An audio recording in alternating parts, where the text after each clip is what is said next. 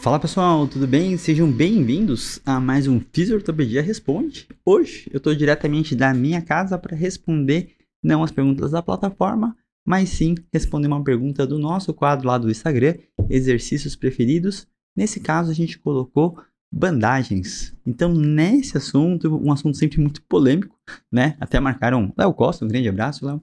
E esse é um assunto que a gente realmente precisa conversar, mas principalmente para esclarecer algumas coisas muito importantes. Tem algumas questões por causa da banalização, de como se enxerga uma técnica e tudo mais, que acabam acontecendo e a gente precisa esclarecer. O primeiro ponto que eu acho extremamente relevante é entender que as bandagens sempre existiram, principalmente as rígidas. Então lembre, existe uma grande diferença entre bandagem rígida e bandagem elástica. Então, as bandagens que normalmente estão naqueles estudos mostrando que não acrescentam nenhum efeito específico aos tratamentos são as bandagens elásticas, aonde tem aquela questão de algumas técnicas e diversas teorias de que dependendo da direção que você colocaria, poderia aumentar a ativação, diminuir a ativação, ou então inibir uma musculatura, bandagem para edema, bandagem para várias situações específicas, ou até a quantidade de volições, né, a quantidade de quanto que estica. Então, em cima dessa questão, foram feitos diversos estudos baseados realmente na questão kinesio tape, dynamic tape, e começaram a surgir algumas outras vertentes também. Então, são essas bandagens elásticas que essas teorias comprovam que não adicionam um efeito adicional às intervenções musculoesqueléticas. Então, são essas que os estudos mostram e que a gente precisa realmente ter esclarecido que a ciência não embasa, certo?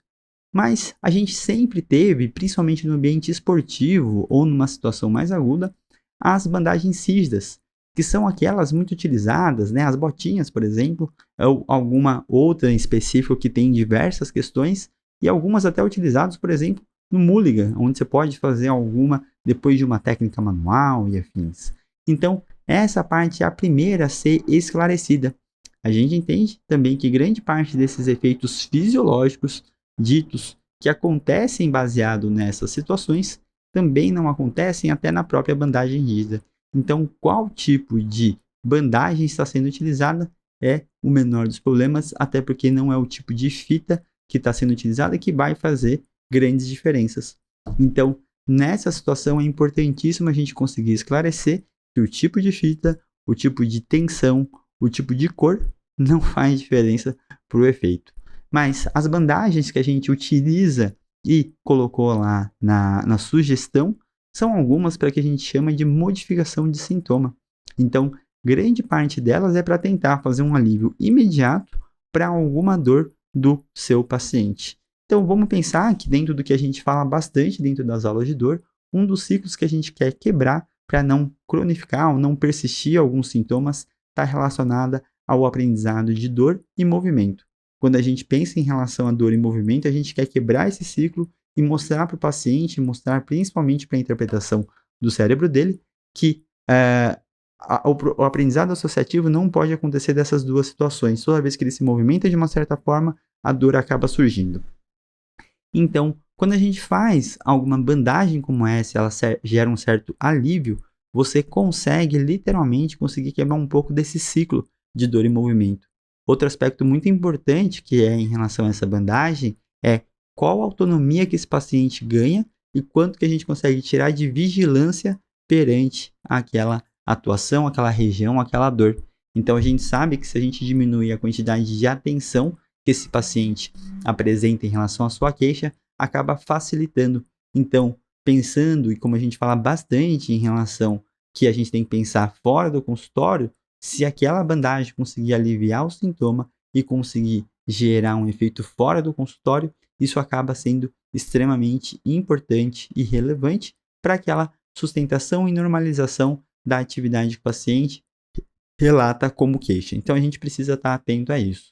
Então, quando a gente coloca, né, uma sugestão como aquela, uma bandagem como aquela, a gente não está falando da kinesiotape, a gente não está falando dos efeitos neurofisiológicos ditos que acontecem, né, e nem de técnicas específicas. Então, são literalmente modificações de sintomas. Então, no ambiente esportivo, elas são utilizadas um pouco mais, mas para quem me conhece, sabe que eu acabo utilizando bastante para tentar fazer esse controle do sintoma e o paciente conseguir sair do consultório sem grandes vigilâncias e normalizando o máximo possível a função dele.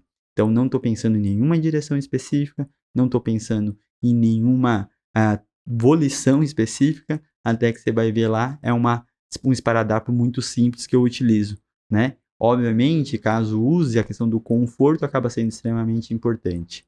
Então, dentro desse processo como um todo, acho muito importante esclarecer essa diferença, que as bandagens rígidas e elásticas são totalmente diferentes. As rígidas, a gente sabe que a literatura respalda, e acho que é bem importante a gente conseguir utilizar elas no nosso dia a dia, mas de uma forma que até a forma que a gente explica do porquê que ela funciona ou deixa de funcionar é muito importante para o seu paciente. E lembrando que não é uma brincadeira, mas a Kinesiotape tem uma cola muito melhor do que a cola das bandagens rígidas, né? Então, para fazer isso a longo prazo ou de uma forma dinâmica, acaba sendo relevante. Então, para mim, não importa a cor em si, mas a cola dela, se ela faz uma fixação boa, acaba sendo extremamente importante e relevante. Então, esse é um ponto extremamente bacana da gente discutir para a gente tirar um pouquinho daquela dicotomia, funciona ou não funciona, uso ou não uso, né? Então a gente sabe o que a literatura traz, a gente acompanha ela muito bem e acho isso extremamente importante de ser colocado e pontuado. Então, se você ainda tiver alguma dúvida em relação a esse assunto, é só deixar aqui nos comentários. Não esquece de curtir, compartilhar e acompanha que toda semana a gente traz aqui respostas dos nossos alunos lá da plataforma para conseguir explicar um pouquinho mais aqui no YouTube do Fisiortopedia, certo? Então, um grande abraço e até a próxima. Valeu!